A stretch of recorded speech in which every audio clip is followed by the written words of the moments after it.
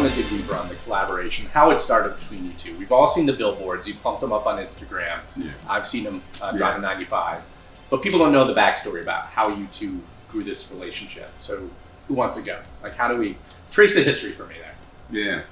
I could kind of start with that. So it was really interesting, but a mutual contact of ours, I had heard Brent was getting into real estate. Uh-huh.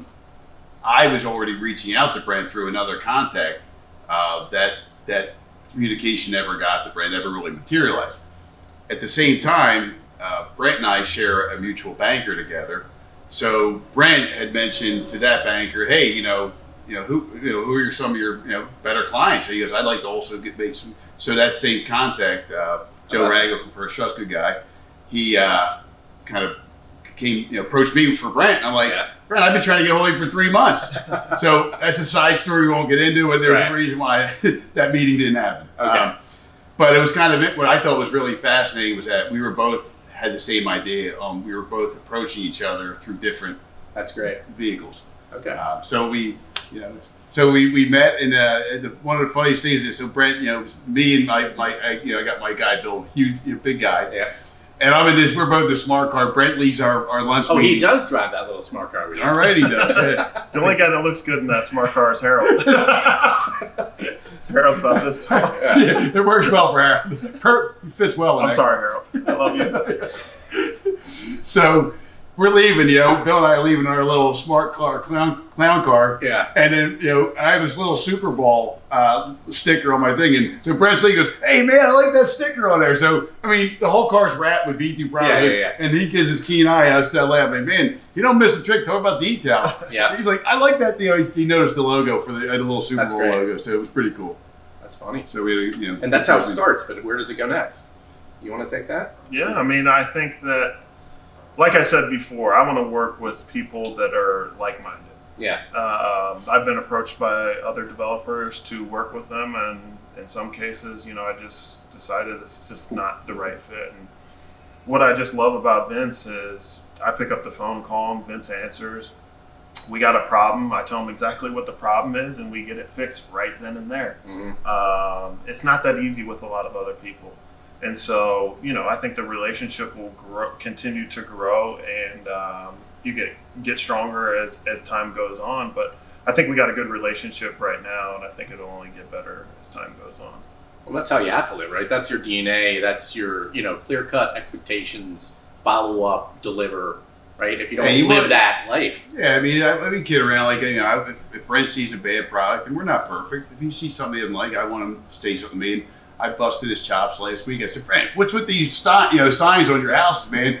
I want to see that handsome mug of yours on your signs, Because he had like a pretty generic sign. We were laughing. I'm like, I got Mike McCann's mug all over the stand, and I love Mike. I'm like, we need to get that mug on some signs. He's right. Yeah. I do. Gotta get that mug on some signs. True. Is that the Brent Celek or is that another Brent Celek? There's only one. There's only one Brent Celek. It's beautiful. Yeah. So why in Brewery Town? You suggested let's shoot here. Yeah. Why is this neighborhood important to you? Yeah, this area I think is just phenomenal. What's going on here? We took a big chance. We developed everything was happening around Girard. Which we're right off Girard here, 29th Street. But a lot was happening with Girard, and what I like about it is the Girard corridor has been developing well.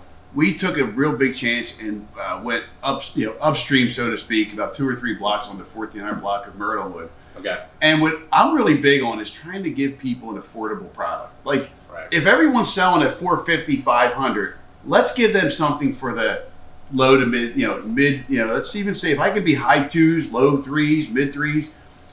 I think it's really important to have affordable housing, and it's shockingly to say we're calling affordable housing $350. Yep. That's an expensive home still. Correct. At least it was for me. Well, poor boy from Philly, Kensington, Harrogate, right? You're blue collar. Yeah. So we took that chance, and so I just think, to me, the footprint of Brewery Town can grow, because as you grow closer, like Girard's great, but as you grow out closer to Fairmount Park, even better. It's just got great potential. Okay. So I just think this is an area, and I think the commercial corridor is great, and I think it's only going to get better as we bring more density into the area. So the affordable product topic, You don't have to give your secret sauce away, but people might want to know.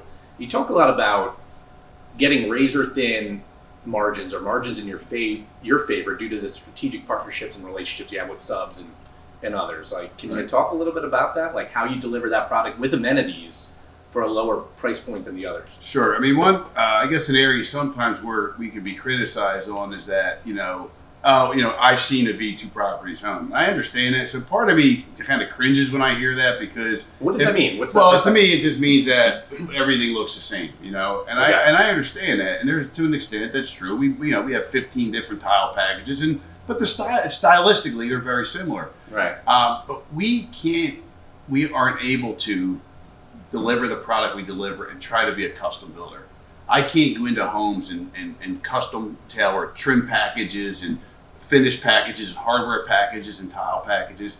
So we have created scale to a point where we get incredible pricing, but we have to be, I'll call it elegant vanilla. Like we can't, and then there's times where, like a change, like Brent did a great job pre-selling a home, but like a change where we're moving a fireplace to another location, that becomes labor intensive for us.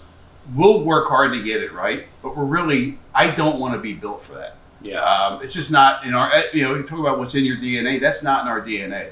We're not selling $1 million homes with, an extra 20% margin for errors and oversight and mistakes. We have to get it right the first time to offer our product at the price point that we do. It's I guess it comes with criticism, but I think I'll also say, hey, that's a compliment. They know the V2 Properties product. Right. It's consistently good. That's right where my head went. Well, I'll say this: these buyers, a lot of them think that they're designers, and they're honestly, they're awful at it. And no disrespect to all the buyers out there, but they're not good at it. And so when you go into Vince's home, like it is, it looks a certain way, but it looks good. And when you go into it and you purchase the home, you can make it look your own. But if somebody wants orange countertops and Vince puts in orange countertops, and then that person backs out of the contract, who else are we selling it to with orange countertops? 2% of people may love orange countertops, but you got to find it. Everyone else does it. I mean, they'll pick anything, dude. They start getting in their mind that this looks good with that, and it's just it doesn't work. Or at least for most people, it doesn't work. Yeah. And so to me, it's the smartest way of doing it. And even my partner that I invest with, where we're building townhomes, like I want him to continue to move towards like what Vince is doing, because to me, that's the way to go. You're right. I was going to ask you, what's next? I mean, I see you've got a flame going. So what's?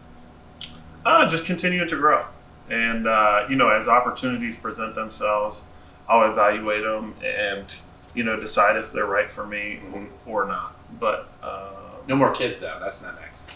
Yeah, that at least not in the next 2 years. Yeah, jury's out on that one. Yeah. Oh no. So listen, I got to also tell you, if you want to invite Brent over, Brent came into my basement, right? I got this little man cave that I'm proud of, and so Brent comes in, right? Yeah. And we have a little tournament during the Eagles game. Okay. Shows up, wins the damn shuffleboard. It's not good enough. It's shuffleboard. It's It's shuffleboard. It's not good enough that I'm bringing him over there, and everyone's like, "Oh, you got Brent Celek at your house," and Brent wins the damn shuffleboard tournament. But even funnier, we all got to put up $10. We try to keep it light, so we put up $10 a man. We're like, Brent, where's your $10? So Brent gets his wallet out, and here's what we get. He's like Costanza wallet. He's looking. He's like, I don't got any money, man. I'd rather bring money here. So I had to lend him. Who carries cash anymore? Listen, I had to lend him $10 to turn around and win my shuffleboard tournament. There you go. I was the first nice person he paid back. I'll give him credit for that, but. So you got the table in the basement. Yeah, nice little shuffleboard table. Very nice. Yeah. Listen, shuffleboard and cornhole.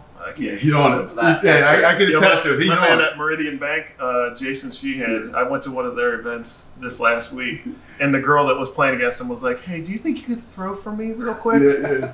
All 4 bags in the hole the first time. It's natural athlete. So I just walked off. I was like, I'm done.